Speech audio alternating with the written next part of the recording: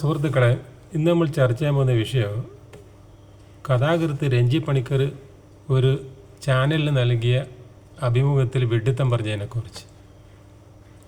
അതിൻ്റെ അകത്തൊക്കെ എന്തെങ്കിലും ഒരു ക്ലാഷ് ഉണ്ടെങ്കിൽ അങ്ങനെ പോകാൻ ബുദ്ധിമുട്ടാണ്. വേറൊരാൾ വരുന്നു, അയാൾ പെട്ടെന്ന് നായകനാവുന്നു. ജയനെ പോലെ ഒരാൾ, ഇപ്പൊ ജയൻ ഇതാ ഇവിടെ വരെയിൽ ആ വള്ളം മൂന്നുന്ന ആളാണ്.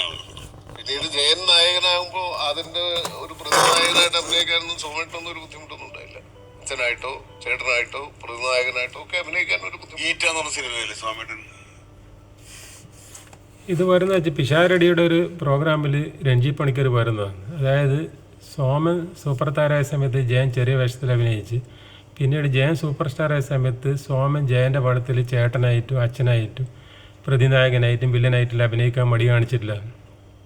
ഏത് പടത്തിലാണ് സോമൻ ജയൻ്റെ അച്ഛനായിട്ടും ചേട്ടനായിട്ടും വില്ലനായിട്ടും പ്രതിനായകനായിട്ട് അഭിനയിച്ചതെന്ന് ഇയാളെന്ന് പറഞ്ഞാൽ കൊള്ളായിരുന്നു. ജയൻ സൂപ്പർ സ്റ്റാറായ ശേഷവും സോമൻ്റെ പടത്തിൽ ചേട്ടനായിട്ട് അഭിനയിച്ച്, ജയനാണ് സോമൻ്റെ പടത്തിൽ ചേട്ടനായിട്ട് അഭിനയിക്കുന്നത്. ഇവിടെക്കാരൻ്റെ സുഗന്ധത്തിലും പിന്നെ കോളിളക്കത്തിലും കളിക്കുമ്പോൾ കോളിളക്കത്തിലെല്ലാം സമയത്ത് ജയൻ സൂപ്പർ സ്റ്റാറാണല്ലോ. അപ്പോൾ സോമൻ എന്ന സൂപ്പർ സ്റ്റാർ ജയൻ്റെ അനിയനായിട്ടാണ്, സോമൻ്റെ ചേട്ടനായിട്ടാണ് ജയൻ അഭിനയിക്കൽ. അതിന് മുമ്പ് സോമൻ്റെ അച്ഛനായിട്ടും ചേട്ടനായിട്ടും ജയൻ അഭിനയിച്ചിട്ടുണ്ട്.